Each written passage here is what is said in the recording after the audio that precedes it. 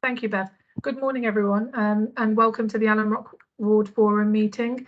If I can just begin by advising residents and members who are at this meeting that this meeting is being recorded and that the meeting will be available in the future for people to watch back if you wish to do so. If I can also ask, just in order to ensure that technical things are okay, if everyone can just turn their cameras off and their mics on mute unless they are presenting an item. And then also, if you've got any questions on any of the items, please do indicate by raising your hand, and then I'll make sure that we are brought into the discussion at the end of the different presentations that we've got. It's been a long time since we've had a chance to meet, and it's good to be able to meet, albeit in a virtual format for this meeting. But I'd like to just start off by ensuring that members and residents are aware that the next meeting, Councillor Idris and I are both committed to making sure that we have the next one face to face, and then we can have a conversation with members to see what's the best way to proceed. Some wards across the city are doing a combination of online and face-to-face meetings. Some are doing majority of theirs still online, and then some are doing majority of theirs in person. So it's just based on what works better for residents, for elected members, and for the officers as well, who are attending in a capacity to do any presentations that are on the agenda. So because we've only got an hour and a half for this meeting, and it's the first time that we've met in a while, I'd just like to remind anyone that is speaking or presenting to try to stick to a timely sort of time, so that everybody who does want to speak or has a question gets a chance to do so. And I am aware that obviously it's Friday, and so some people who are at the meeting will probably want to go to Friday prayers. So we want to try and finish the meeting in time so that people can get a chance to travel to local masjids as well. So I'll just check if Councillor Idris wants to just quickly turn on his camera, just to say a quick hello. And then otherwise, because I know that I've got Greg Ward in attendance, who, if you've had a chance to have a look at the agenda, will be doing a presentation on the cost of living crisis, which is basically the Birmingham City Council response. I'm going to hand over to Greg very quickly, but just to let members and residents aware that a couple of months ago, the leader of the council announced a cost of living emergency across the city. It's been a few months since then, and actually in a short space of a few months' time, there's been a core team within the council. Officers have been working really hard to get a good response together, and I know there's still lots of work that can be done, but I thought it's timely and it makes sense at our December meeting for residents of Alum Rock to hear about what the council's response is to the cost of living at the moment, and then we can take it from there. So I'd like to hand over to Greg, and I'll just ask you, Greg, if you can try to do your presentation. Will you be sharing your screen to do your presentation? Yes, I actually one of the officers asked me to keep it really brief, so I've only got one slide. Okay, so that's fine, but you'll be able to I'll be able to talk to give the detail. Questions. Yeah. Brilliant, thank you. So I'll hand over to Greg. Right. I'll just share my screen now. I'll just be a second. Can everyone see that? Yes, I can see it. Yes, we can. Thank you. I'll just put it. So this is just the progress since the beginning of September, when the council declared its intention to declare a cost of living emergency. So we now have 100 warm welcome spaces open across the city. I need to emphasize this isn't just the council. We have some assets which we've turned into warm spaces, but we've had such a fantastic response from partners right across the city. And we have warm spaces in all shapes and sizes now. And they're also, there's also some specialist spaces as well. So we've got spaces for young people, for instance. We have men only warm spaces, women only warm spaces. We have warm spaces for people who are elderly. And if you go onto the website, the council website, you'll see a list of all of the 100 warm welcome spaces across the city. We're working on more in the pipeline. We think we'll have at least 120 by the end of March, maybe more than that. And we're working on a further support package in development.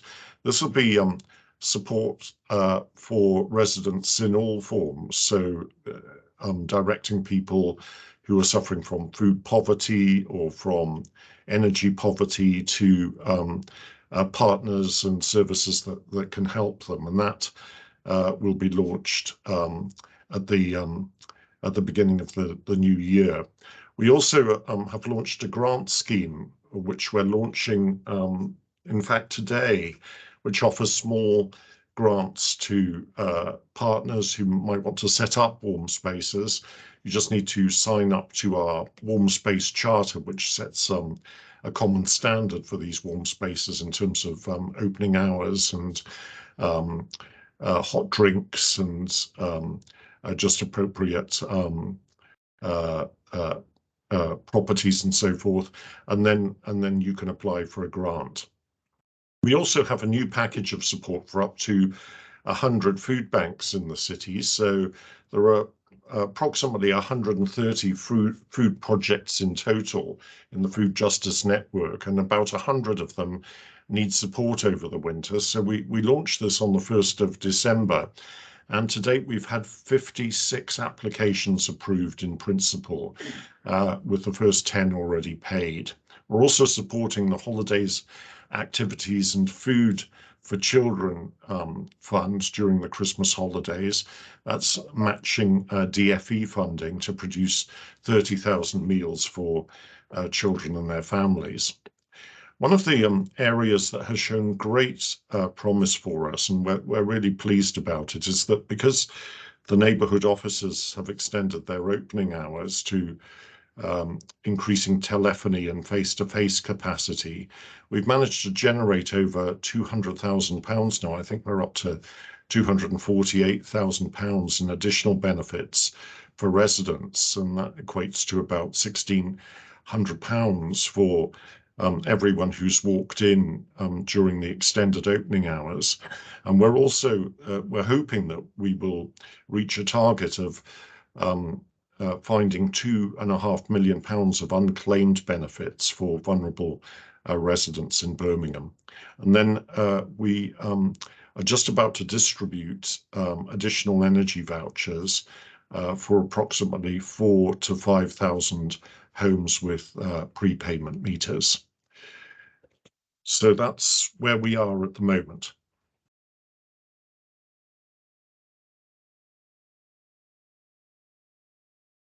Thank you. Thank you, Greg. I'm just going to pause to see if there's any questions that members and residents may have for Greg on any of the things that the council is doing in relation to the cost of living crisis.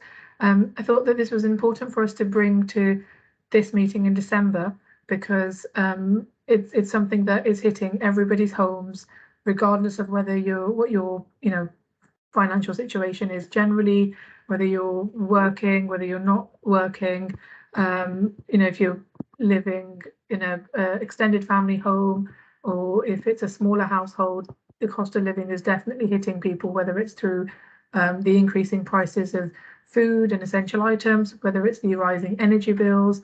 And so it just made sense to be able to give a chance for residents to ask any questions if they have got any concerns, or actually would like any further information from the council on the council's current response. I'm going to just bring in Councillor Idris initially, and then I'll see whether any other residents have got questions for Greg under this item. Councillor Idris. Thank you, Chair. Greg, you mentioned 100 food banks, and they are across the city. Have you got any locally in the, say, Argyll constituency or the neighboring?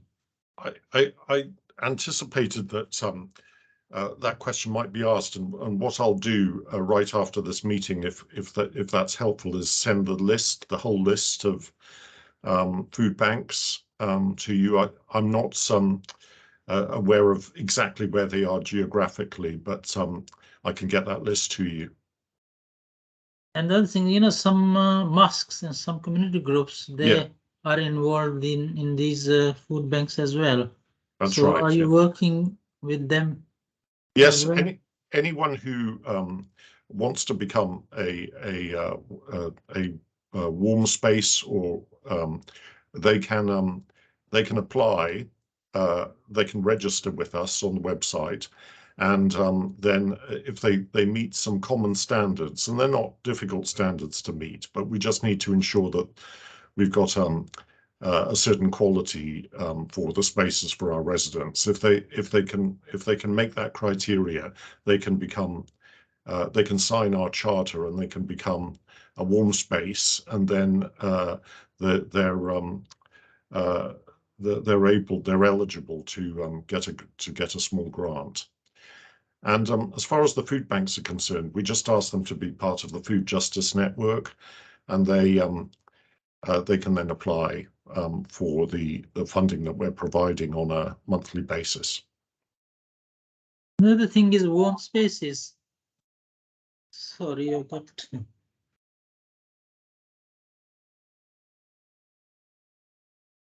Hello? Councillor Idris. Sorry, That's right. turn it off the phone. Warm spaces, I mean, there is a place on Slatefield Road. It used to be in our ward, but now it's in Warden Ward. And the elderly are using that place, I think, 3-4 days a week. And could those places be used as warm? Could be supported as warm places? I'm sure they could. If you send me the contacts for that person, I'll make sure personally that I show them how to register. And finally, how people can apply for these grants?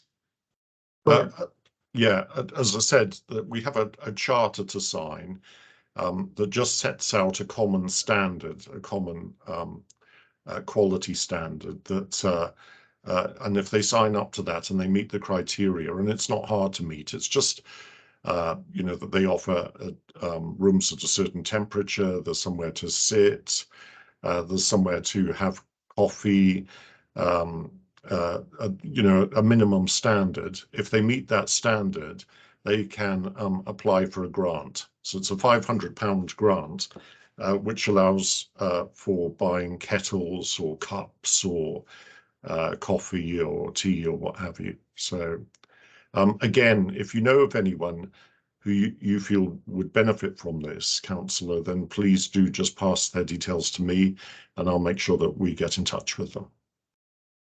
Finally, if within this grant, if people are struggling to pay a bill or a rent, could this money be used to pay towards that?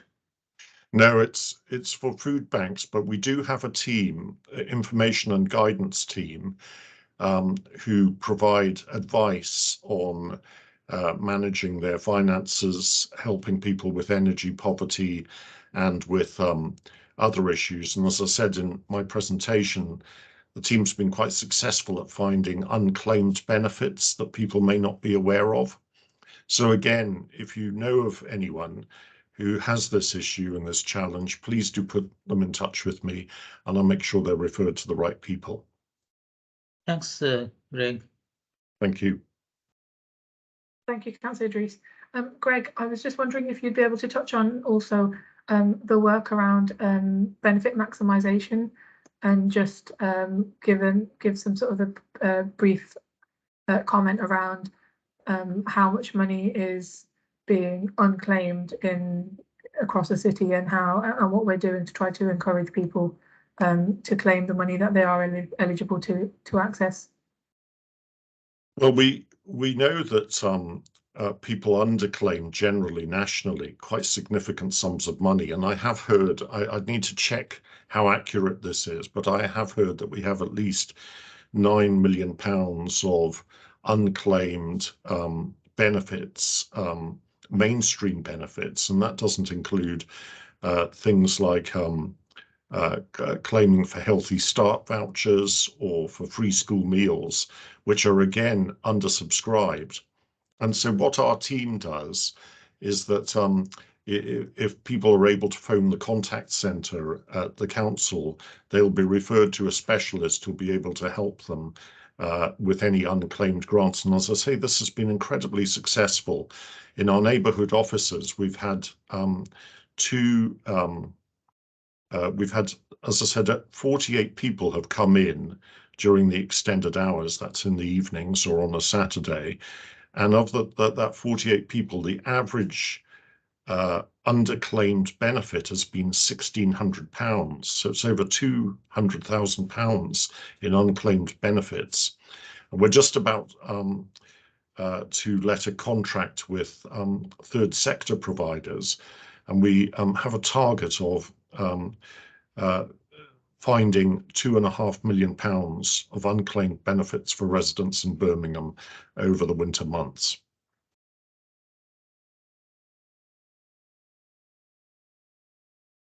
Thank you, Greg. And I think just adding on to that, there's a real push through the council's public health team to ensure that residents are aware around Healthy Start vouchers. So I know we're doing some comms at the moment to try and get that message out that if you are if you're a woman who's pregnant or has got children under the age of 4 years and lives in Birmingham, and if you're in receipt of certain benefits, then you're eligible to apply for the Healthy Start vouchers, which gives you money to be able to spend on milk and fruit and vitamins, and although sort of weekly it may not sort of amount to much, but this is money that is being unclaimed, and it's definitely available for people across the city, and we've ensured that vitamins are part of that as well. So there's a few different ways in which the council is advertising that information to try and get people to maximise the benefits that they're eligible to receive.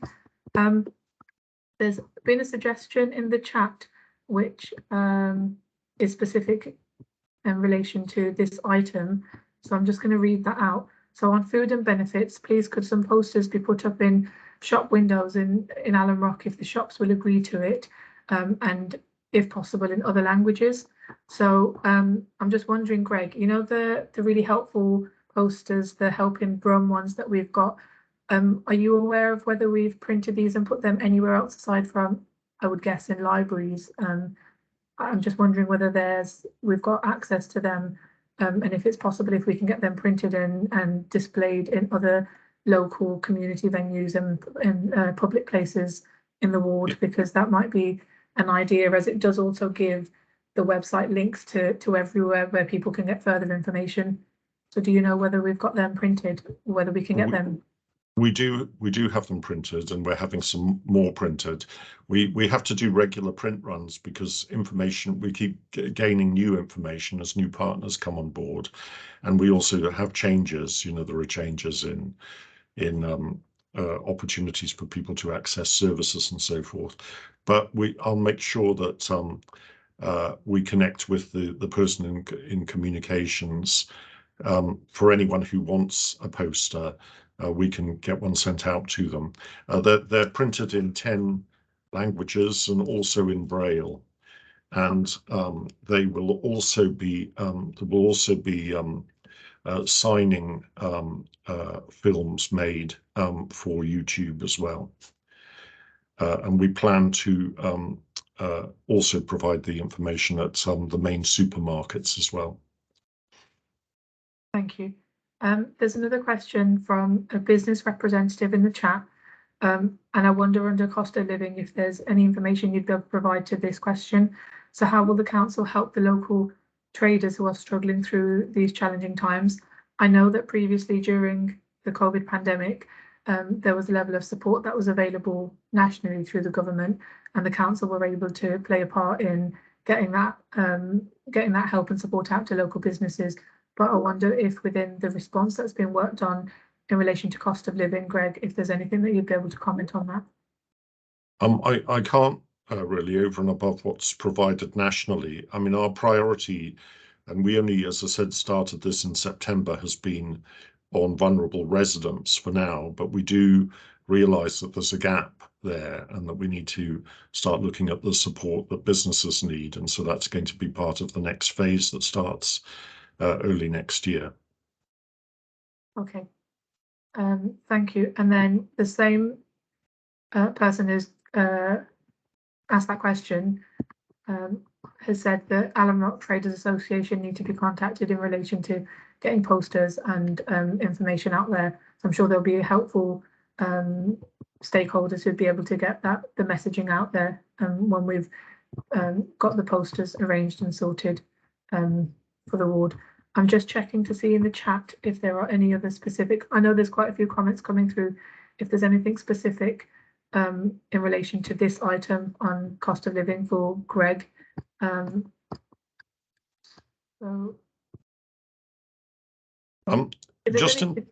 sorry, Councillor, just in terms of providing posters and so forth, would it be helpful if I just provided my email and then people could get in touch with me if they wanted to? I can provide it on the chat. People can get in touch with me if they want a poster or if they know of a food bank that could be registered or a warm space.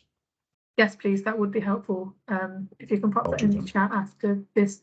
I know that lots of residents are sort of putting comments in the chat, which is helpful, and a lot of this hopefully we'll be able to pick up in items later on the agenda, as it's not necessarily directly in relation to this item.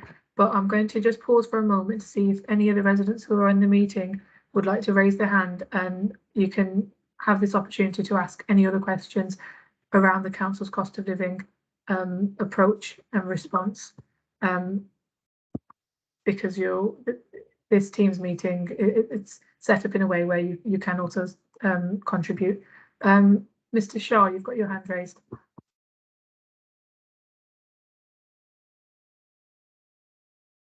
Mr. Shah, can I bring you in?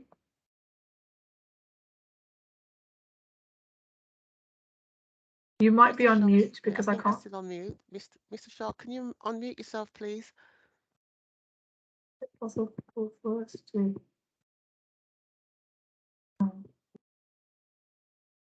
Mr. Shah, you just need to unmute yourself. There. Can you hear me now? Yeah, we can hear you.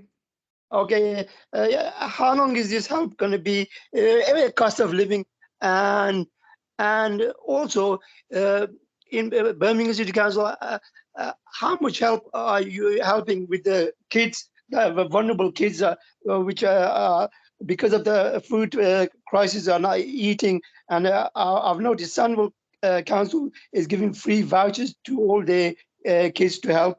Has Birmingham City Council got no funding to help like Sunwell Council? Hello? Yes, Mr. Shah.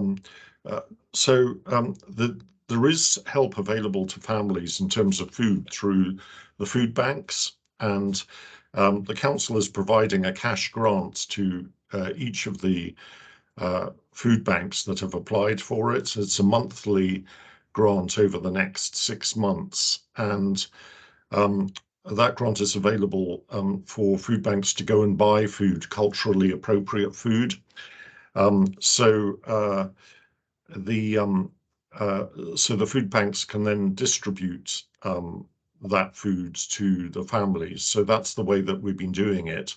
However, as Councillor Khan also pointed out, there are a number of other programs that are available. So one of them is the Healthy Start vouchers, but also we have the preschool meals as well, the vouchers for preschool meals.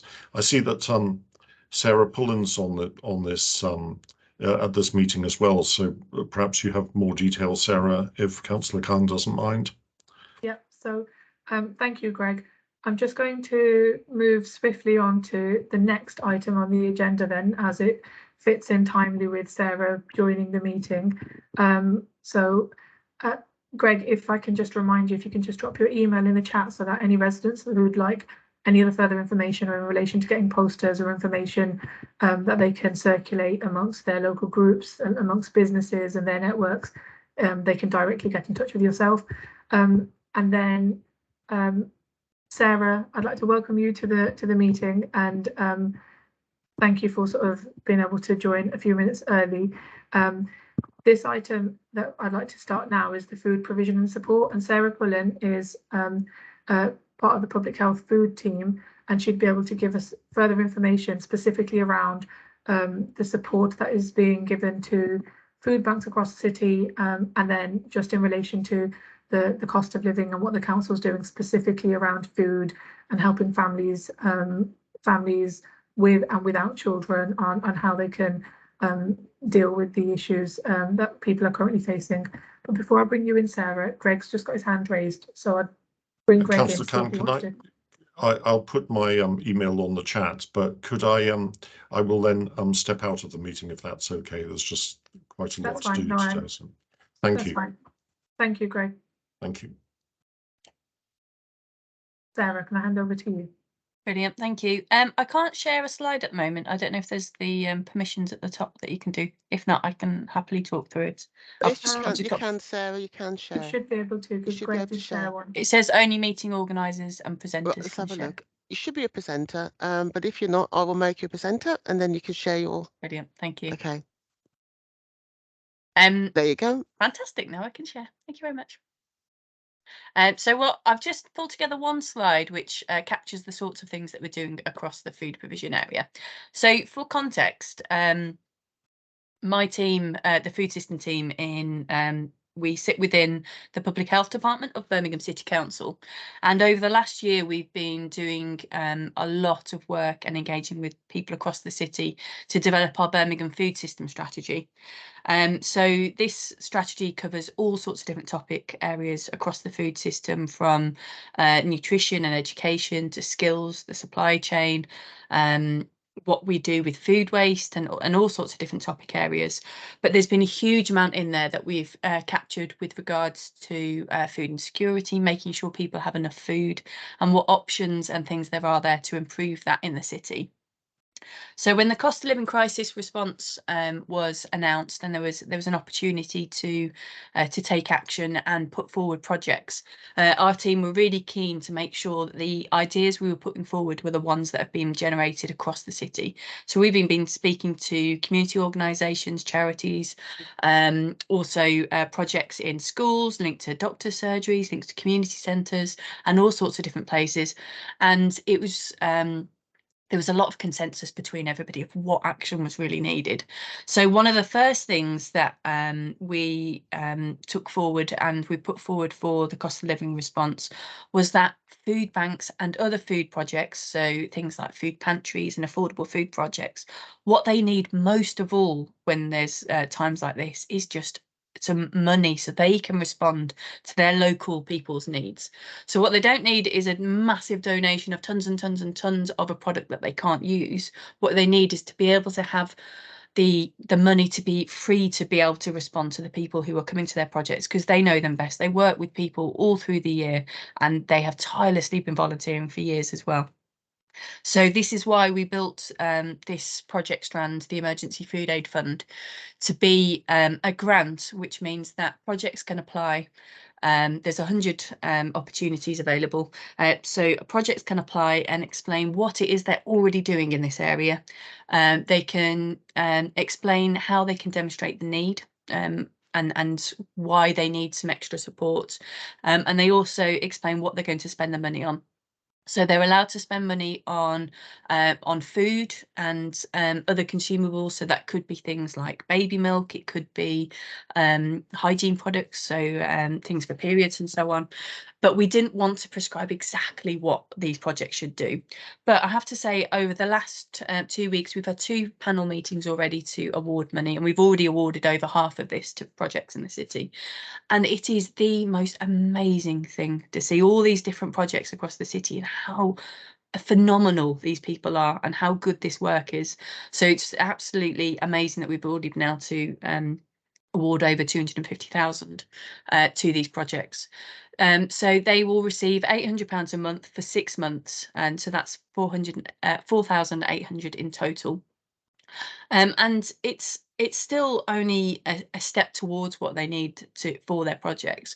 But our hope is that by providing the money so they can buy these things, the money that they get from other sources they can use to pay fuel bills or for delivery and all sorts of other costs that they have within the project. And we're also looking at how we can improve the surplus food distribution across the city and make it so that more food is getting out to these projects so that they can use it within their work areas. So although this is an emergency response, we're also looking at how we can build in approaches that will support them in the long term as well. Another project that we've done is the Holidays, Activities and Food programme, which is available to children on free school meals in the city, but also other children too. It's not completely closed to other people. So there's thousands and thousands of children on this programme across the city every holiday. What it means is that children get access to a meal in the day, but they also get access to opportunities and things that they might not be able to do and might not be able to afford otherwise. So it's a really enriching experience during the holidays where the children get to experience something that they wouldn't do otherwise. Through the Department for Education national funding, they allow for food parcels to be distributed over Christmas time, over the holidays. And what we've been able to do with this funding is to double the amount of food that's going out, the number of food parcels going out to these people. So we've been able to add an additional 1,900 food parcels, which will provide 30,400 meals to those families over Christmas. You might have seen Bring It On Brum. So that's the tagline and the name for this project within Birmingham. And they did a big campaign, and I think all those parcels have now been assigned, and they're going to be distributed by Morrison's out directly to those homes, so people will get that food over Christmas. And then hot off the press yesterday, we've had approval now for provisional approval. So I have to say that just because we've got to get the final paperwork done, but I think it should all go through completely fine. But there's 14 youth centres across the city that do absolutely amazing work with young people. They are truly a safe haven for young people, and any young person in those areas can attend. So anybody that goes there can get a meal as well as doing other activities. And many of these youth centres are in areas in the city where there's not much available to those young people to do otherwise. So it really is an amazing resource. But one of the challenges the youth centres got is for years and years, there have been budget cuts, as we all know, and they haven't had the money to be able to replace the cooking equipment.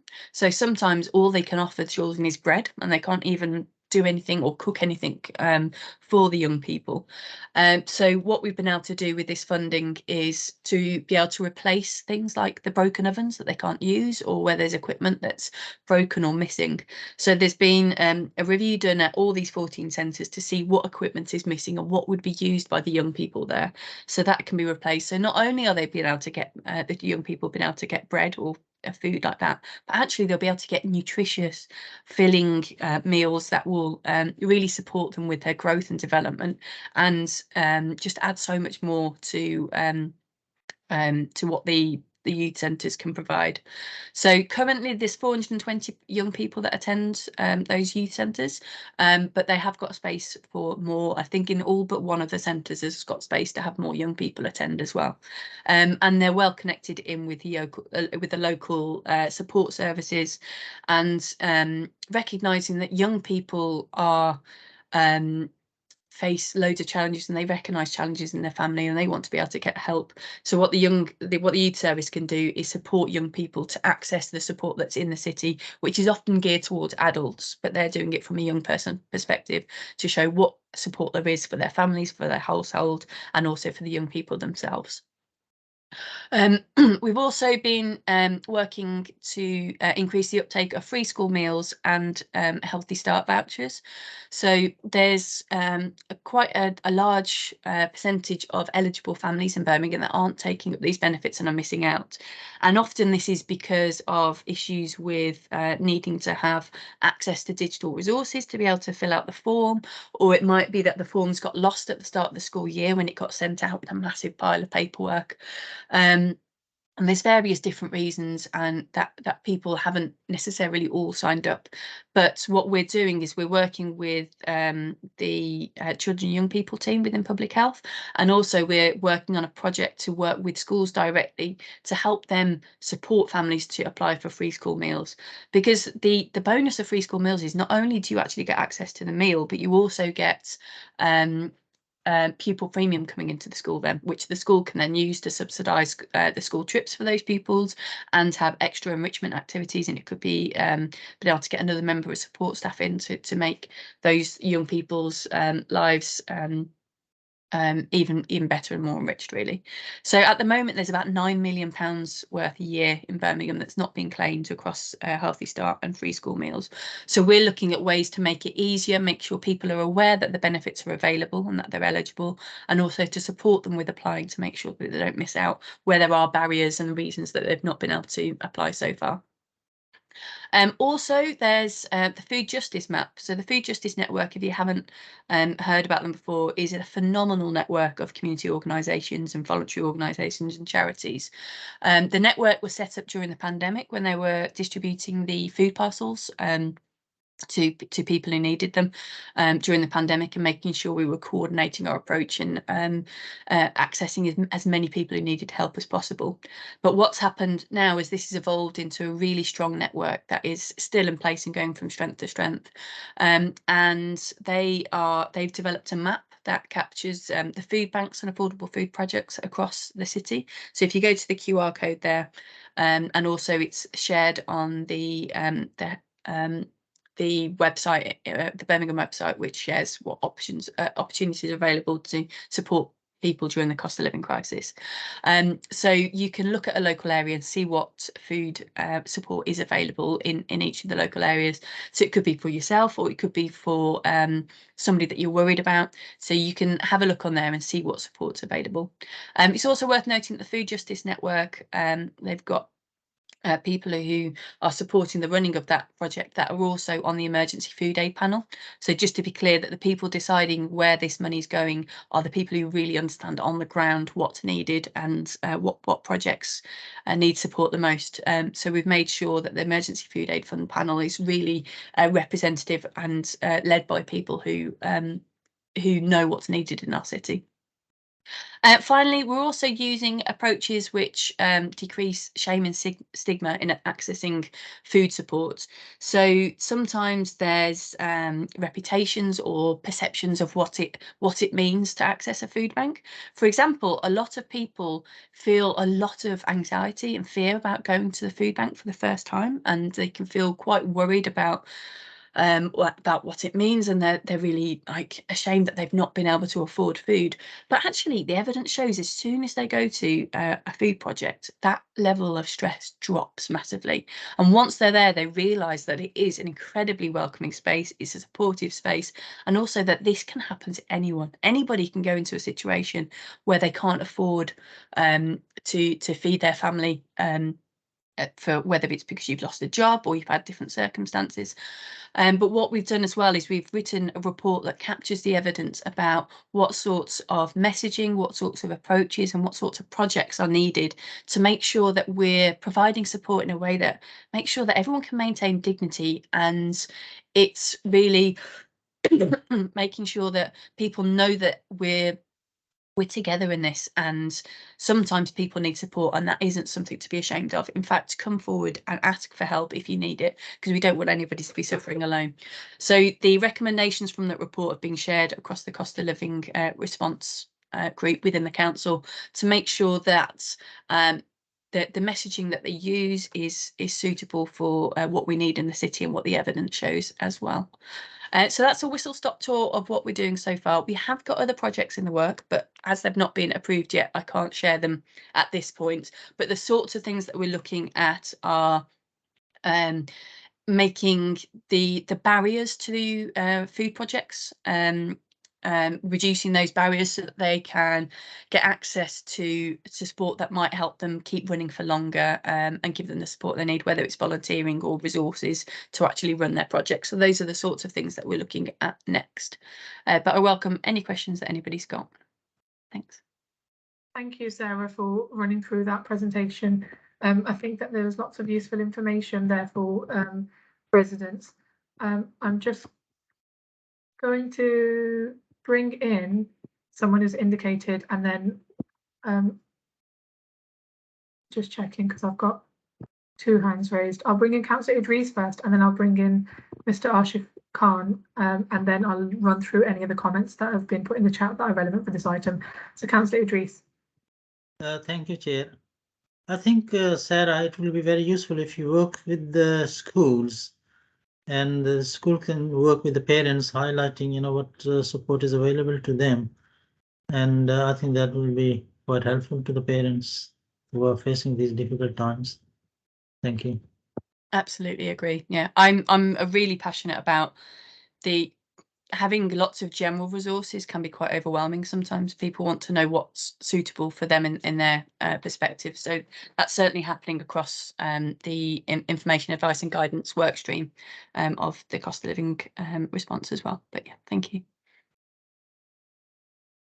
Thank you, Councillor Idris. Mr. Ashik Khan, would you like to come in?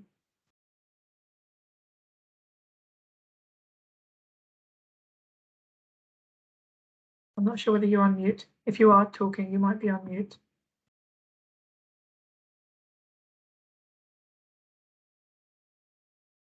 He's still on mute, Councillor. Mr. Khan, can you unmute yourself, please? Ashik Khan, can you put your microphone on, please?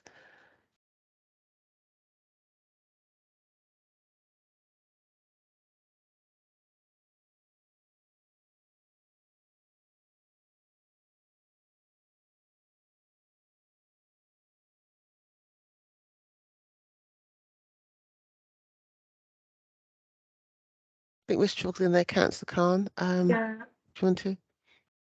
I'm wondering whether the hand raised was by accident or not. So, okay. In that case, Mr. Khan, if you would like to still say something, I'm happy for you to unmute. But in the meantime, I'm just going to run through some of the questions or comments that have come in relation to Sarah's presentation in the chat. There's a question around holiday activities in Alum Rock. I can give you the answer to that. And I think people have mentioned no youth centres having any access to this project, but I can confirm that the Naseby Youth Centre is part of the Bring It On Brum programme that Sarah has talked about, and that there is a week-long programme in place for young people in Alum Rock who can attend the Naseby Youth Centre. And just to give a quick rundown, from the 19th of December, 19th, 20th and the 21st of December, from 1:30 p.m. till 5:30 p.m. There are centre-based activities, pool, table tennis, PlayStation, arts and crafts, knitting, boxercise, a fruit smoothie making program, and then there's a break for lunch as well from 2:30 till 3 o'clock. So and then I know that for the children and young people who are already engaged with Naseby, but if you've got anyone that's interested, you can just get in touch with Darnish at the Naseby Centre, who'd be able to provide any other information.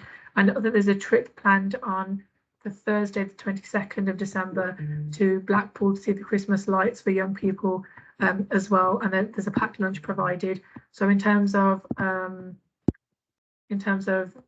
activities taking place in Alum Rock, there are at the Naseby Youth Centre, and so that's available for people there to signpost any young people to. I'm just going to have a quick look. So school meals are only for people on benefits. So yeah, someone's just commented that, and we need to make sure schools speak to children of their needs, and it can't happen during the holidays. So I know our local schools are very much aware of the issues around the cost of living and food provision, but you're right that more needs to be done in sort of identifying young people and families who are struggling. And as Sarah said towards the end of her presentation, there's still unfortunately a lot of stigma that's attached to not being able to afford food, and especially in some communities where it's not always obvious, or it's not always a common approach to access food banks or food pantries, and including within the Alum community, this is something around sort of stigma that needs to be tackled, where people feel comfortable to come forward and not feel ashamed if they're struggling to put food on the table. Just having a quick look through to see if there's anything else that needs to be pulled out around food. How are people who are dependent on food banks made aware of them? Where are they? So Sarah, have you just put in the chat, I saw something pop up, something around the Justice Network and information on how people can find out. I've put the food justice map there, and also the cost of living support page, where you can find there's this list of support that you can access if you're struggling. But largely, a lot of the food bank and food project referrals come from other people in the community as well, and other services. So it's the food justice map is something that like people across the city are using, and if they meet somebody that's struggling, they say, oh, did you know this is available in, around the corner? So I think there's different approaches. I think sometimes it depends if somebody's got access to a phone, and if they've got access to a phone, have they got access to data? It's because they might not be able to view the map. So we're aware that it needs to be something that is being shared by people and services in the community. Yeah. Mr. Amin, your question, can we please distribute a list of the food banks in the Hodge Hill ward and citywide? But I think you may mean the Hodge Hill constituency and maybe within the Alum Rock ward and citywide, and we can promote them on the community talk show programme on Radio Up Giawaz. So we can certainly get that information, but you'd be able to pull that out from what Sarah has put in the chat. But otherwise, feel free to directly sort of get in touch if you're not able to pull them out in an easy sort of format, and I can ensure that that is sent across to you, because it would be good to get that advertised on the local radio programme, and I know that lots of local people do listen to that local show, so it's definitely worth getting the information advertised. Sarah?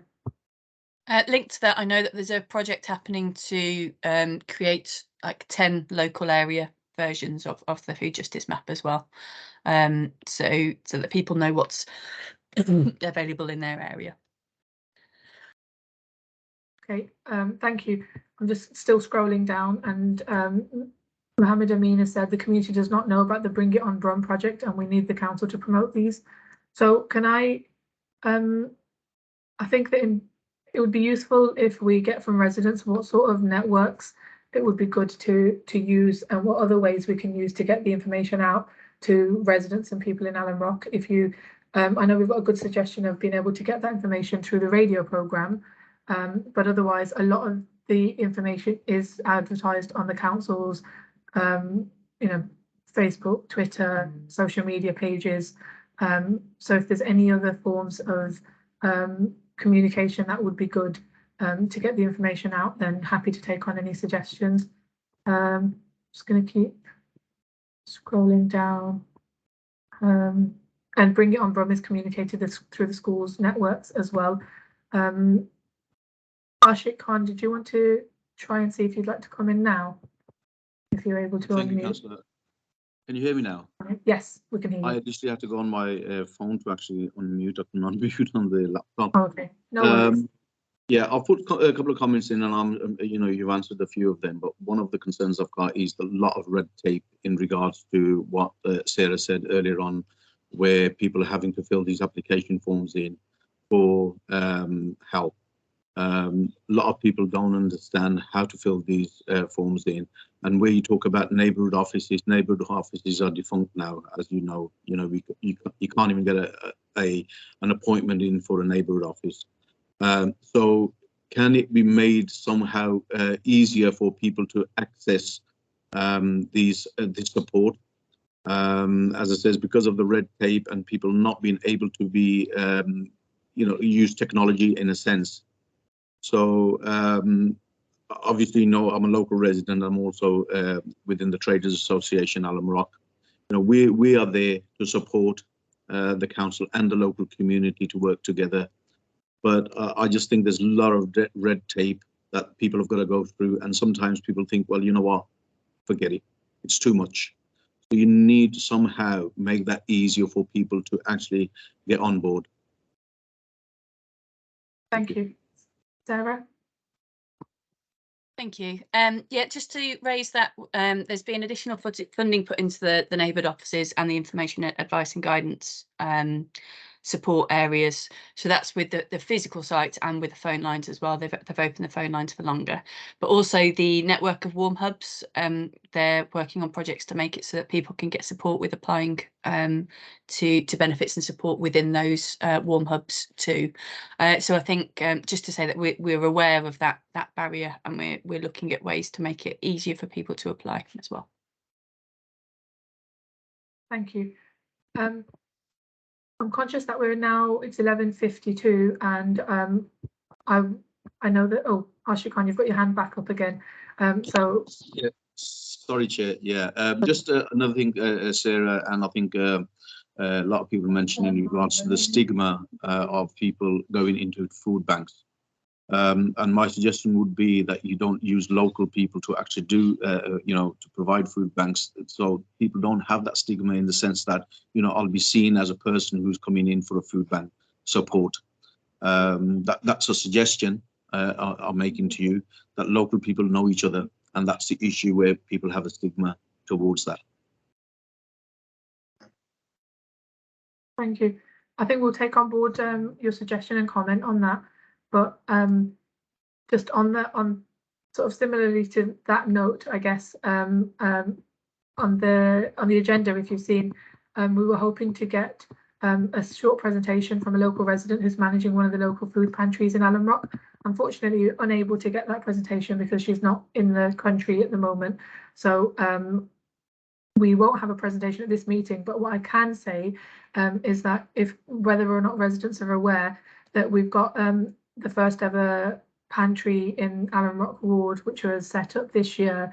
So it's the Women Empowering Women Pantry. It's called WEW Pantry Saltley, and it's part of the Your Local Pantry organisation. And just so people have got the information available, if you want to pass it on to people that you know, whether it's yourself, whether it's your families, friends, neighbours, for a small weekly subscription of £4.50, members of the pantry can purchase a weekly food shop, including fresh fruit and vegetables and family favourites to stock up on the cupboard and fridge.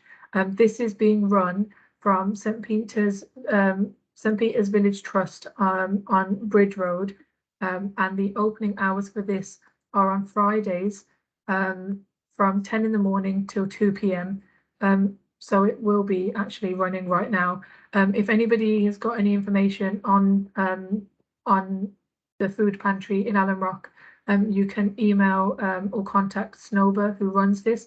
At the end of the meeting, I'll make sure, because the chat will still be available for people to access, I'll make sure I'll put in Darnish's contact details and Snowber's contact details so that people are able to get in touch with them if you don't already know who they are.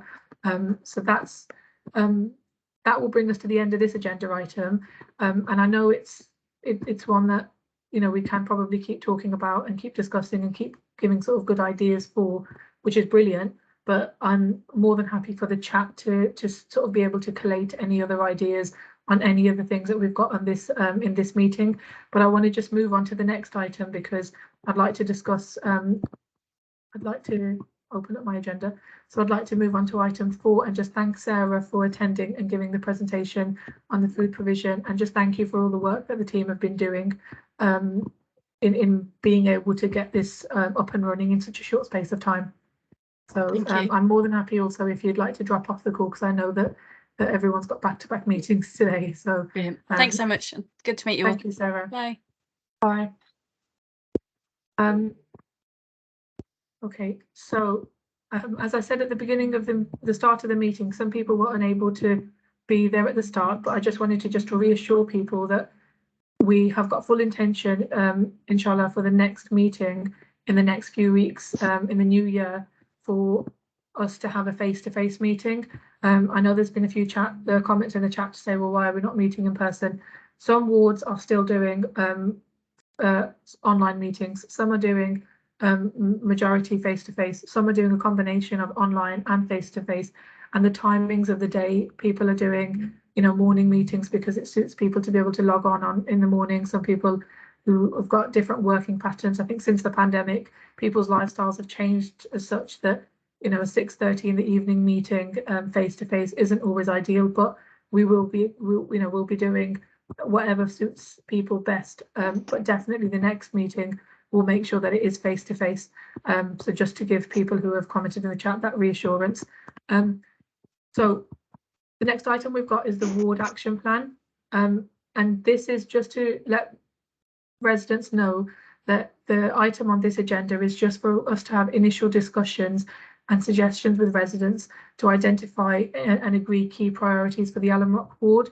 This plan will be, the plan for up until 2026, but we will make sure that the next meeting that we've got in January will be solely focused on just discussing in further detail the ward plan and the priorities. But I thought that it's useful for us to have an item on this agenda to discuss and bring up any sort of suggestions in terms of what are the key issues that we've got in Alum Rock, what are the key areas that people would like to focus on for the next few years. I've had a really useful email that's come in from Mr. Iqbal, you might be on the call. We've picked that up and there's a long list of issues and suggestions, and we'll make sure that when we have the detailed discussion that those are brought to the table, as well as the comments that are in the chat around all areas. And we'll have a look at, we'll perhaps do like a heat mapping exercise where we can see, where the strongest kind of concern and issue areas are, and they're the ones that we'll put within the ward plan and we'll put some more focus on. But I guess this item is more or less sort of open now for, I'll bring in any residents after I open up to Councillor Idris to see whether he'd like to start off and say anything under this item. But otherwise, this is just, this part is for us to be able to discuss and identify sort of areas that we're not already aware of, or we may be aware of but need to be brought back into, onto the agenda and into the attention so we can have within our ward plan. But before I bring in anybody else, I'd like to bring in Councillor Idris to see whether you'd like to comment, and then we can go into discussion with residents. Thank you, Chair. As elected members, we know over the last 8-10 years, the main issue has been fly tipping and litter, and we have taken measures to tackle those, and things are improving on that. And the the state of the roads, that's another issue, and we are making progress on that. And then youth provision, as you mentioned, Nisby Center is being utilized again. And then we got extra facilities through Eden Boys Leadership Academy. But as we had a meeting last year, well, not last year, but 8 months ago with the head, and we are progressing on that. Those facilities can be utilized by the local groups and all that. And then antisocial behavior and crime is a major issue, and lack of youth facilities. And then begging on Alum Rock Road is another issue, and then parking is a major issue. And then there are quite a few other things, but we are here to listen to the residents. And then, as you said, in the next ward forum meeting, we can have a good discussion on these and how can we prioritize in those issues, and what is the plan to sort them out.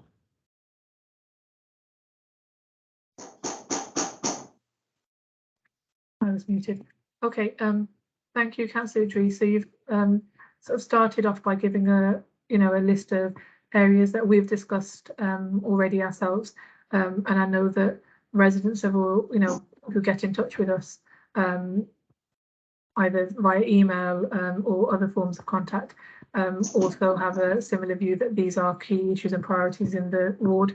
I've got 2 indications, and I know I've got lots of comments in the chat that are useful for this discussion, but in the interest of time, I'm not going to read through all of them for this discussion, but we'll make sure that they are looked at and brought together as part of the wider ward plan discussion in the next meeting. But Tariq Iqbal, did you want to come in? Yeah, I've got a couple of things. As you've seen, I've put a lot of comments in the chat. But the main concerning issues I've got at the moment is the e-scooters, which need to be banned. I think there's a major issue because when I pick up my nephews and nieces, a lot of youths under the age of 18 are riding them on the road, causing a health and safety hazard. That's one major. Yeah. Sorry, Mr. Shah, would you just be able to mute whilst Tariq is speaking, and then I can bring you in afterwards? Sorry, Tariq, did you want to carry on? Yeah, so that's one major concern and issue I've had for a while. The other one is the sale of vapes, and you got the silver helium things that are sold to children. It's becoming a major issue in our ward, and I think urgent action on them too are required. The third one, which is more around the health side for our community, and I believe you're a cabinet member for the health side, is the walking centre on Cllr Road. Now that was created back, and I remember the whole process many years ago, where it was created for the deprived area of Alum and surrounding area. Now for them to set it up now as an appointment only centre is another concern for the health of the community, because it was set up on the basis that GPs haven't got appointments, patients can walk in. As of my previous encounter, I had an open wound, and they told me to ring NHS 111 to book an appointment to come in. Now, these kind of things should be under you as councillors, your radar. You should be aware that these things are happening, and we as a community need to be aware why these are being done when there's a need for patients to be able to walk in. Then obviously the other one is street cleaning is a big issue in the area. I'm going to keep it obviously as simple and short as I can, because I know there's other member residents wanting to speak. But I think the final one is, and Councillor Idris has picked up on this already, is the parking issue in Alum. I mean, I have issues where controlled drugs and medicines need to be delivered. Now the parking bays are quite a distance from the pharmacies. Now for us to tell the drivers to park further away and walk down to the pharmacy with controlled drugs is becoming an issue, because a lot of fines for drivers are coming on the basis that you're just doing deliveries. And one of the traffic warden once said that if you're doing deliveries, why is it you're not leaving your van open? A common person, common sense would say that if you've got drugs in a van that you're delivering, or you're picking medicines for the members, for the community, you're not going to leave a van open because there's regulatory issues. So these are my major concerns, and I think e-scooters, vapes, the Cllr Road Centre, and the parking need to be addressed imminently. We can't leave it for any longer, because I've got emails dating back to 2005 and 6 regarding parking. Thank you. Thank you. I think what we'll do is, in order so that everybody gets a chance to be heard, rather than myself or Councillor Idris responding back to all of the points that you said as people are bringing them up, I'll just hear from residents, and then we can go into a bit more of a discussion format afterwards. And definitely at the next meeting, which will be focused on doing a ward plan, as I've said. Ashik Khan, did you want to come in? Yes, please, Chair. Thank you. Totally agree with Brother Tariq what he said. Everything he said. I'm not going to go back over it again. But obviously the parking issues within the local community, not as trader at the moment, but as a local community member, this has been brought to your attention so many times, not just yourself and Councillor Idris as well, with the illegal drop curbs, where people are now, residents are willing to pay for having proper drop curbs, and unfortunately they're not getting permission for that. However, there is illegal drop curbs. There are bins put outside properties so people can't park. This has been brought to your attention so many times, and nothing's been done. Nothing at all. You know, you need to take a bit more responsibility in regards to, and I've sent pictures to Councillor Idris, and he knows that, in regards to where people have put bins outside, and basically highways are coming in, putting disabled bays willy-nilly. Okay, people who are walking, yet they're still getting disabled bays. It's, again, you know, it's not for residents to argue with neighbours or fight with neighbours. It's the highway, it's the councils need to, you know, instruct the highways to come and have a look where there's bins put outside on the highway, which is restricting the highway. And yet, again, as I says, nothing's been done about it. This isn't happened, you know, 2 weeks ago. This has happened 3-4 years ago, and we're still trying to find out what's happening with these illegal drop curbs. And I can guarantee you, the day I get a drop curb, you know, you'll be on my back.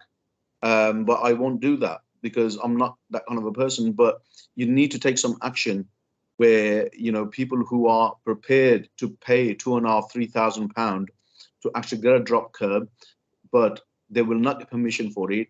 And people who've got the drop curbs, they're, you know, in a sense, they're loving it because they can park the car outside their house illegally, in a sense. And as I says, Brother Tariq, you know, as said, with regards to Alum Rock Road, you know, the issues that we've had. And I'll give you an example. Alum Rock Traders Association have put these posters on shop windows to say that, you know, the timing of the parking, which side you can actually park. And we had a comment from a actual traffic warden said, by the way, because you put these posters on there, the councils have told us to work overtime on weekends as well, so you can get more tickets. So these were the comment, that was a comment made, and I think Mohammed Amin will, you know, back me up on this, because they want fines. They don't care what happens in Alum Rock. All they want is the fines. So they've told their you know, workers to actually work on weekends to make sure that they get their numbers up. Just because we put those posters on the actual windows, educating people which side they can park on at certain times. And again, as Brother Tariq said, you know, we have deliveries, and unfortunately, you can't get a big truck round the back or onto certain side roads. So you got to put it on the main road, and you know, these traffic wardens will come out, and they straight away they will give you a ticket. You know, no kind of sense of sympathy in us, you know, where look, people are actually delivering certain goods, and you can't, you know, you can't park half a mile away to pull a ton or 2 tons of goods. So these are my concerns as a community member and also as a trader. And you know, as I says, I've taken this to Councillor Idris, I've taken it to yourself, and you know, we need some action on it quite urgently. Okay, thank you. Mr. Shah, I think you had your hand raised earlier as well, but I'm not sure. And then you went on mute. I want to know whether you'd like to come in. But in the meantime, Tariq, do you want to come back in? Because I've just seen your hand raised again. Yes, sorry, one thing I totally forgot, which is very important, a major issue in our ward, Holland Hospital. The level of service and the waiting times. I mean, I'll give you an example.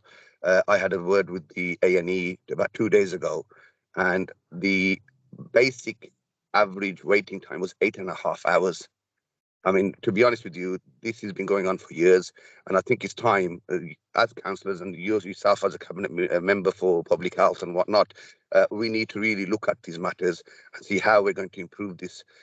Because, I mean, I'm an immune suppressed patient, so for me to be in contact with patients for too long can cause me health issues.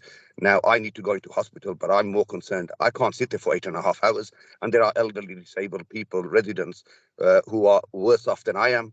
And I think this should be one of the most important aspects or in your future planning, but it needs imminent action. I mean, Dr. Wani knows my position on this, and he's had several emails from me regarding GPs not opening, GPs doing what they want to do, the health centre, the hospital. But I think these kind of issues, we need to kind of knock them on the head now and not let them continue, because our community is suffering. Thank you. I think what oh, your hand is raised again. Was that by accident? Yeah, sorry, I meant to take you Okay. off. No worries. I think what what I will say is in relation to, just to quickly pick up on Tariq's points, both what you've just verbally said, and then some of the things in relation to health related inquiries, the walk-in centre, the hospital, GP waiting times, primary care access, all of the things that are in relation to health and the NHS, rather than them sort of being addressed on a ward level, ward basis as part of the ward plan, what I will do is pick up on all of the comments that you've made and take them where the appropriate channels are, and then also use this as a way of updating when there's specific things in relation to the ward and residents here. So I know you've indicated again, but what I can see is that there's obviously lots of issues that need individual addressing and not an overarching kind of let's make health better for residents in Alum Rock. It needs to have individual responses from the relevant people within the different levels of the integrated care system and the whole NHS system across BSOL. So I think that it would be useful if those things are kind of addressed.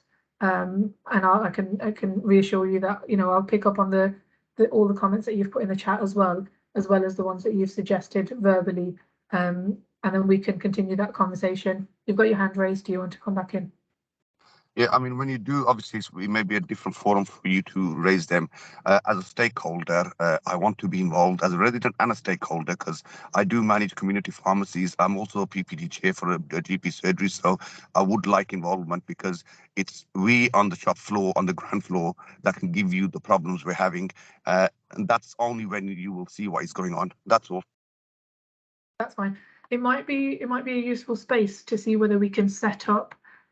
I know there's so many things that are being set up within the NHS anyway, and it's just different sort of layers, but I'm wondering whether there's something that's already there on a sort of a ground level forum sort of space, and then that as a collective voice can then be heard and we can make representation at the different levels, as opposed to just myself and a resident that's just going and speaking to people. I don't know what your thoughts are, because if you've obviously got access to an involvement with other people and other groups and other pharmacies and other places that will be able to give real valuable insight into some of the issues that are being faced on the ground. And I'm more than happy for us to work on a way forward so that we can not just address them, but take them to the right places and make sure that the voice is heard. Can I just check to see if you think that that's a useful suggestion, Tariq?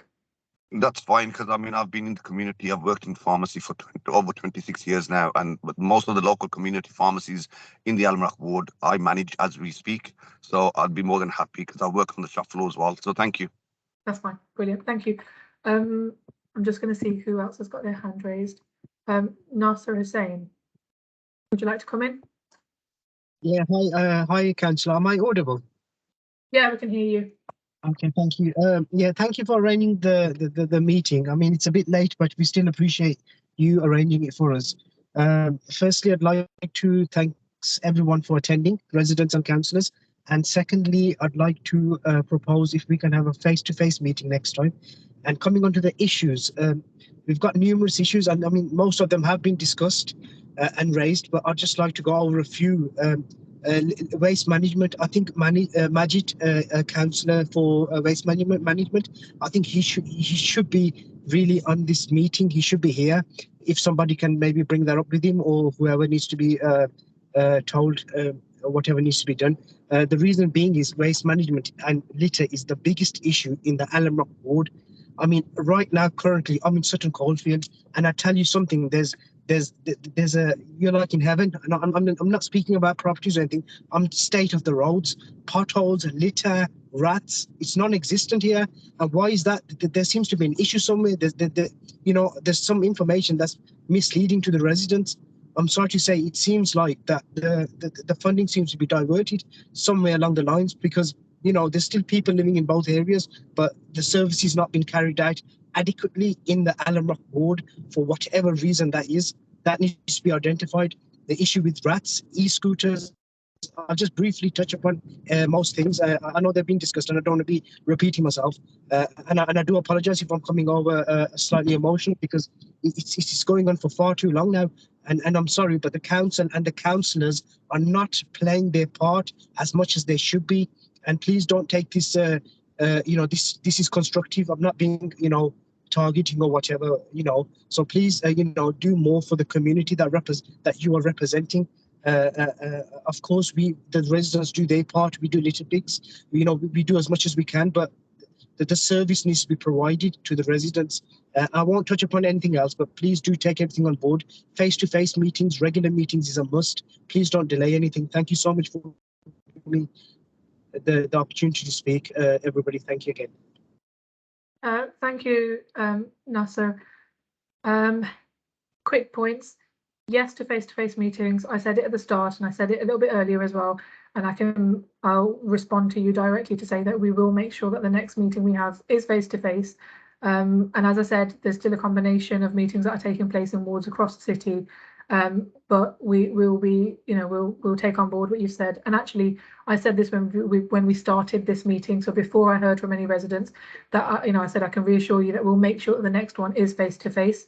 And I'm pleased to hear that this is, it's along the same lines as what residents would like as well. So that's a yes automatically. And then the next thing that you because you spoke about waste management, but specifically in relation to the cabinet member who's got a responsibility and said that he should be here. The reason why he's not here in this meeting is because the agenda, obviously, we've focused initially on making sure that residents get the information at a timely fashion around the cost of living and the provision that is currently available during the winter period, where it already is really difficult for people. So that's the reason why we decided to bring this to this ward forum meeting. But definitely understand and recognise and know that there's some key areas that need to be addressed and presented to the relevant cabinet members and officers. Waste management, fly tipping, rubbish, street cleaning. This has been picked up from people who have had a chance to speak, people in the chat, and we definitely are aware of that. But what I will propose is that the next meeting, as I've said, I really want us to focus on a ward plan where, some of the things that we've touched on, some of the things in the chat are then further developed in more detail, where we can not just say these are the problems, but we produce this sort of plan with residents so that you guys get an input and you can give ideas and suggestions on how things should be working better. And then likewise, from a councillor perspective, linking in with the council officers, making sure it will be our job to make sure that they're aware that these are the challenges and issues and these are the solutions and ideas that we're hearing from residents. Because something that the council officers think is working or will work, you guys will know better and say, well, actually, no, we live in this area and we know that this doesn't work. So this is why I want our next meeting to be just focused on the ward plan. And I will do some work, since we've had suggestions in this meeting. I'll do some work and bring some sort of a draft idea. We'll do, it will be face-to-face, so we'll do some proper kind of workshop ideas bringing together, and then we'll have a finalized version of the ward priorities. And then I will make sure that residents can then, as based on what our ward priorities are, we will then set the future agenda items alongside residents. So if the first one that's come forward is, waste management should be a future meeting, we'll have the cabinet member, we'll invite him along, and we can then focus that meeting on these issues. And I want residents to bring all of those things to that cabinet member to talk about, what's going on well, what isn't working well. All of the things that you've raised can then be a future meeting. That's sort of, we're not squeezing about 3 things together and then not giving a chance to have a proper discussion and not giving a chance for people to really get heard. And so that will be sort of my proposal in terms of how we move forward with the other meetings. I know, Shabra, you've said in the chat, I think it might be wise to say who will action what, so at the next meeting we can see what's being actioned, so we don't come back in January and have another meeting for a meeting's sake. What I'll say is that, some of these things that have been suggested at this meeting, they're not necessarily things that can be dealt with and responded to and have an update on within the space of 3-4 weeks, because these are sort of longer term plans and ideas that we need to have a community led improvement where you're all involved at all of the different things that you've said. but there'll be certain things that have been suggested. For example, the scooters, I'm hearing residents saying that we've got the e-scooters, and I know that we sadly had a death of a young child who was on a scooter about just over a week or so ago, and it was it's a tragic situation, which obviously du'as go to the family, and may Allah give them sabr to deal with the loss of a child, but there's definitely action that needs to be taken. But as part of that, the scooters, just for people's information, they're not something that the council is piloting. It's transport for West Midlands, but that doesn't mean that residents here can't raise those concerns. We can't work together to do a petition. We can't work together to give suggestions on how they can, how the situation can be improved, where there's tighter rules as to who can access them. So a lot of this we can pick this up, and I know that there's some people will say they need to be completely banned. Some people will say, well, actually no, we need to just make sure that young people don't get access to them, because that is illegal. They have to be over a certain age limit. They need to have a license, a provisional license, and then there's questions as to how they're managing to access them. So some of them will be things that some of the items and things that have been brought to this meeting will possibly be able to get an update or a response on, but others is part of forming the ward plan and the ward priorities. So there won't, Shabraz, there won't be necessarily sort of, this is somebody's responsibility, we'll make sure we get a response back to you, if that makes sense. I know I've got loads of hands raised and possibly comments in the chat, but I'm going to look at the order of, for timing's sake, because I know that people have got Jummah to go to as well. I'll stop talking and I'm just going to bring in everyone who's had their hands raised in the order. So I had Nasser first. Thank you, Councillor. Can we at least have a commitment from yourself and Councillor Idris that you will, take action on the e-scooters in terms of, I don't know, it's DFT that actually, Birmingham that are actually running the trial, and it's down to Birmingham City Council to allow them or not to allow them. So as our representatives, can you give us a commitment that you will raise our concern regarding this issue with the powers in charge of whoever it is, so that at least we get some satisfaction that yes, our issues are being heard with the right people. Can you give us that commitment? Thank you, Nasser. What I can confirm directly as a response to what you've raised is, on the day of that accident, I raised this issue with the Cabinet Member for Transport on the Tuesday. Can't remember the date it was, but on that same day I did have a conversation with Councillor Liz Clements, who is the Cabinet Member for Transport, around what had happened, and I'd already started receiving some messages from people saying that they think that they should be banned. I had this conversation. I have made the representation already and raised the issue, and said that there's a strong view within the community that they should be banned, but at the very least we need to start listening to people's concerns and sort of understanding the way in which the situation can be resolved. And I will have to be brutally honest to say that when we've had this discussion in the council around e-scooters, and what the approach should be going forward after we've had the sad situation of having the accident, that unfortunately it seems that I don't know how likely it would be that they would be completely banned, because they are seen as a way of changing people's lifestyles in transport, and the response that I've heard, people have said that, for example, when people have car accidents, there isn't a call to banning cars. It's about ensuring that they are safely used, that they're managed properly, that they're not accessible for people illegally, that there's enforcement involved where children are seen to be riding on them and not allowed to be riding on them. So there's other conversations and elements that are already being discussed, but I've already said that residents of Alum Rock have raised that in their opinion that they should be completely banned. I'm going to bring Nasser back in only because I'm guessing he's going to be on this item, and then I'm going to have to move on to just give everyone else a chance. Yeah, sure. Am I right in saying that there's another council in the vicinity that has actually banned them or restricted them as such, Sandwell or Canterbury or somewhere along those lines, other counties? So if the precedence has been set, why can't it be done here? And we just need your help to push keep pushing the issue. And if that means, writing letters, petitions, whatever, we're up for it. But we need your initiative on it, please. Okay. I don't know the answer as to whether it has been banned or not anywhere else, but if that is the case, then we can obviously look into it. But I'm definitely hearing what is being said in this meeting, and I will make sure that we at least take action and make sure that the representation is being made where it needs to be made on behalf of residents of Alum Rock. And if that means also bringing you guys in, and as you've said, if it's petitions, if it's other forms of contact, if it's writing into people, then we can help support that sort of direction. Yeah, Ashik. can I just Sorry, Councillor Idris. Yeah, I'll give my commitment that I'll raise the residents' concerns wherever it's appropriate, and also in my own personal view, these are dangerous, not for the users, but for other people, walking on the road or, driving in the cars. So I'm not in favor of it, and I will raise it wherever it's appropriate to. Those can be stopped. Yeah. Yeah.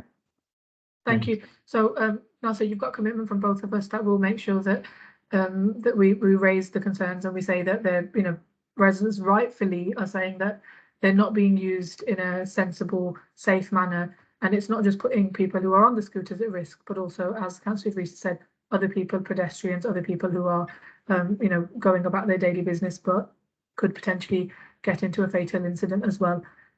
So I'm just going to go back to the quick list because I don't want to keep people away from having to get to Juma. Yasmin, I think she's the new neighborhood coordinator. So can I just come in now, because I think you just asked me for sorry, I'm just going to give the order so people can know, because so I can let you know. I've got Ashik, then I've got Yasmin, then I've got Shabraz, and then I've got Mr. Shah. So Ashik. Yeah. So just quickly before I go to Juma, last comment. I'm shell-shocked, being honest with you, Councillor, when you've said that we need to have an action plan for what Alum Rock needs. These action plans have made so many times before. So you know what the priorities are for the residents of Alum Rock. It's not an action plan which you need to do again and again every time we have a meeting. These issues have been raised by residents so many times, so you know what the action plans are. You should be dealing with them. And what I, on these meetings, face-to-face meetings, you know what the issues are. You should be actually calling those officers who are responsible, who can make decisions on the day, that and here are concerns. We can say from the horse's mouth, they can actually hear it and say, okay, these are the commitments that we give you. It's not going back to the action plan again, and then we'll call the officers in once we've acted the action plan. These action plans have been ongoing for how many years? So you need to take that responsibility now. So when we have these face-to-face meetings, you need to bring these officers on board on the day. Thank you. Thank you, Ashik. Can I just respond back to that and say that we actually have to do the award action plan. So this is something that that we're asked as elected members to ensure that we work with local residents to build these action plans. Sorry, Councillor, I'm sorry, I'm coming in there now, because you have, the actual residents have raised these concerns to you so many times. These action plans have been set before. So what I'm trying to say is that why you're now needing action plans again, I'm gonna just, we've got 1 minute to go, but I'm going to just respond to what you're saying. So councillors are required to do a ward action plan for their term of office. So we have to, Councillor Idris and I have to set up a ward action plan for 2022 till 2026. We have to do these. We have to set them in accordance with engagement of local residents. So the purpose of bringing it to this meeting is to ensure that Councillor Idris and I can write it ourselves. We, as you said, we know what the issues are. I can choose what I think is, ward priorities and issues in the area. We Councillor Idris listed them, but we're not supposed to write the plan ourselves and submit it. It has to be done in a way where residents' voices are heard, and it's a requirement, as Beverly's just put, it's a requirement now in the council's constitution. So this is something that we have to complete. And the second point that you've said is around bringing people in, officers, and holding them to account, and around the issues that are identified. Yes, absolutely. But once we've got it completed as part of the council's constitution, we'd be able to be in a better position to then have something in writing and say, well, we are dealing with this action that or this priority that we've set aside, and it's not something that Councillor Idris and I have just decided ourselves.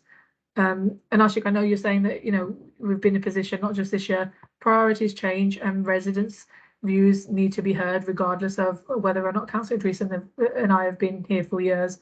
So we're giving the option for residents to be able to have their views, to form part of the plan. And it's not just Alum Rock, this is happening this is happening across the city. Everyone is doing an activity, ward meetings, workshops to build the ward plan together. And then, for the next 4 years, we can update it if we need to, but otherwise we won't be continuing to do this. We'll then move on to dealing with what we've identified together as priorities. I had to respond to those points just so people understand that it's not just a pointless exercise, it's something that we are required to do as part of the council's constitution. Shabras. Yeah, I just don't want to repeat what everyone else said regarding the e-scooters and the flight ticket and the waiting times in the hospitals and everything else that's been mentioned. But just a quick one in regards to the meeting times.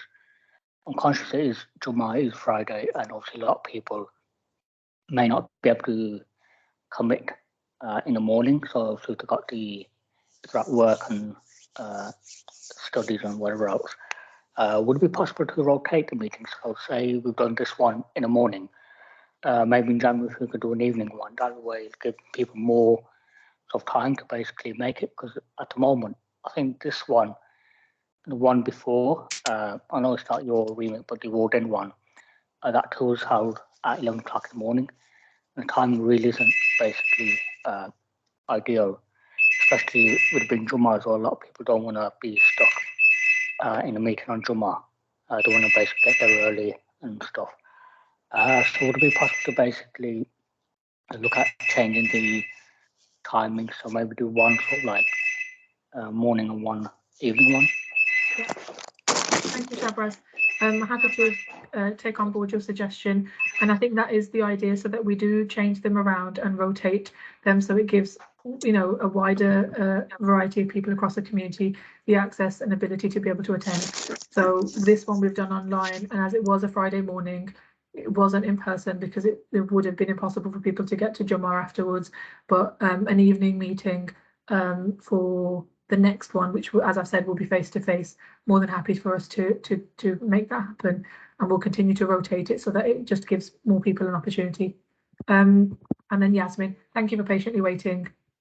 No problem, everybody. I know everybody needs to rush off, so I'm going to keep this very brief. I just wanted to introduce myself. My name is Yasmin Akhtar, and I'm the new Neighbourhood Action Coordinator, or NACS. It's a new role, a pilot the City Council is doing across the 24 wards, and Alum Rock is one of them, and Alum Rock is my responsibility. It's been run by the NDSU unit, and the idea is to work with the community and elected members. And I've been listening very carefully to what everybody has been saying, because our priority as part of this particular role are around the environment. So all the issues that everybody's mentioned here about street cleaning, community safety, well-being. I'm going to put my email into the chat. Please, please, please get in touch with me. But the idea about my role is to enable all those changes to happen, particularly the quick fixes people have been talking about. There is a lot of work that's already happening, but obviously we need to hear from the community. And I know the frustrations about contacting the Birmingham City Council. Hopefully our role will be able to enable that you are able to get to the right department, the right people for those changes to happen. So like I said, our priorities are around the environment and the street cleaning and all the issues that you've mentioned. Also, as part of this role, there is funding available to allow some of the small and quick fixes to happen. And I'll be holding a meeting in January to try to get your input into that. We are also targeted to work with the councillors to get this ward plan going. Now, I appreciate a lot of stuff has happened already. Now, I haven't been involved in that previously. I'm just getting involved in this now. So please give us your feedback. Then we can put into that ward plan and ward priority, which then gives you something to hold the local elected members accountable. So please do get involved. And like I said, please do contact me. My email's coming onto the chat now. In anything that you want to discuss, I'm happy to come around. You'll see my face around quite a lot. I'll be doing the walks up and down Alum Rock Road and trying to meet as many residents as possible, just to try to get your feedback in terms of what you need to happen straight away. Like I said, there's a lot happening and I can share those information. And one of the things I've seen in the chat is that I know many of you are reporting lots and lots of issues, and obviously you're not getting any responses back. Again, I can support you in that, trying to get you direct emails. If not, I can be the liaison between that, so you know the actions have happened, and if not, why not as well. So thank you very much, everybody, and thank you, Councillor Khan, for that time. I also have to shoot off to another meeting as well, but like I said, my email is just going into the chat now, so please contact me. And if you, like I said, if you would like, I can also drop you my number later on as well, and you can phone me on that as well at any time. So thank you, everybody. Brilliant. Thank you, Yasmin. Tariq, I'm just going to bring you in, but just before that, thank you for introducing yourself, Yasmin. And as Yasmin said, you'll definitely get to see a lot more of her moving forward, and hopefully we'll be able to pick up on some of the issues that, as Yasmin said, that are quick fixes, but also, you know, Yasmin, I'm sure you'd agree that having a ward plan, once it's set up, will definitely make it a lot easier for us to be able to, for residents to be able to hold us to account and officers to account, but also have a bit more of a strategic approach to dealing with issues. So it's not just an individual case by case example that comes to ward forums. You know, we're able to make real differences by channeling them in the right way. Bilal, sorry, you've asked a question. Sorry, Councillor Khan. Bilal, I'm what's called a neighbourhood action coordinator. It's a Birmingham City Council officer. I work for one of the departments. It's a new role to try to get a closer link between the residents and the City Council. So really looking at all the issues that all of you have raised today in regards of not getting through to the right people. And my job will be to ensure that you get the right people, the right contacts. And if actions haven't taken place, I can go and chase that up for you. So really it's about working with all the people in the community. And like I said, I concentrate on Alum Rock. So I will be concentrating on everything that's happening in here in terms of linking them up with the Birmingham City Council. I hope that explains a little bit better. But like I said, my email's in the chat, and I'm sure the minutes will go out and be in there as well. Please contact me, and I'm quite happy to come and talk to you directly or invite you to come and speak to me either way, just to find out a little bit more about all the concerns in the local area. Thank you, Yasmin. I've also just put the other things in the chat that I promised earlier. So there's contact details for Darnish and Snowborough as well. So that's the Naseby Youth Centre and the local food pantry in Alum Rock. And that chat will still be available for people even if they've left the meeting. I've just got an indication. I really would like to call this meeting to an end because I know that others who are still on the call would like to leave and get to the masjids, but I've got a Zanele. Yes, my name is Zanele. I live in Hams Road. I've been there for about 17 years. Sorry, I joined the meeting quite late. Is it possible for me to get the minutes of the meeting just to find out what has been discussed so that I don't ask the same things that others have said?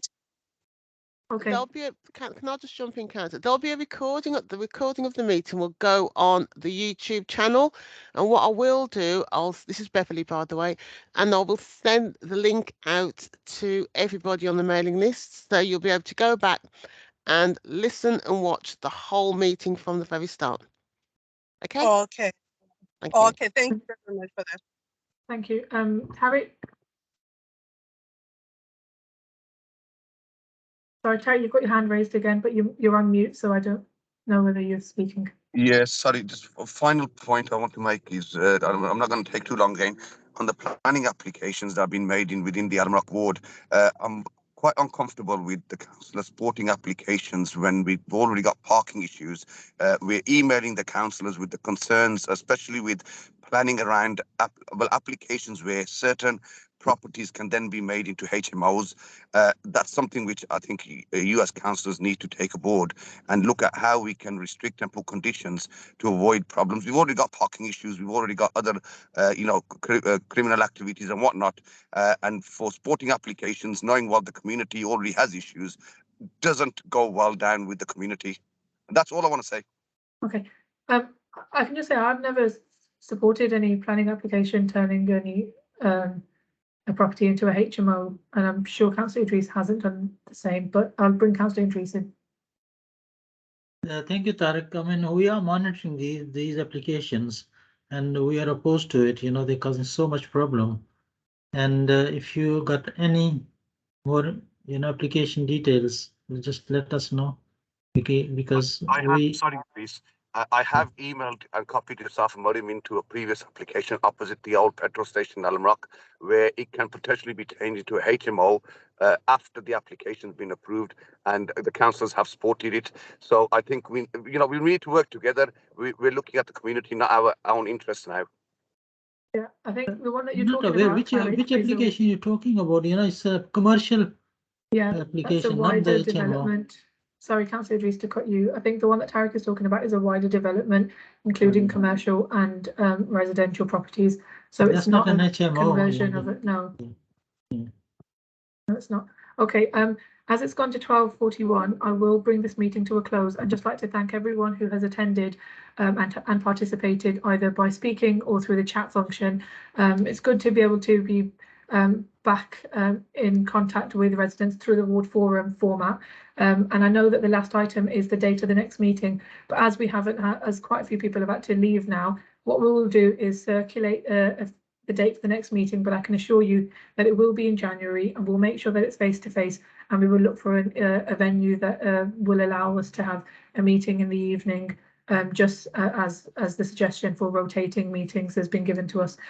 So hopefully, inshallah, I don't get to see you in any other sort of format.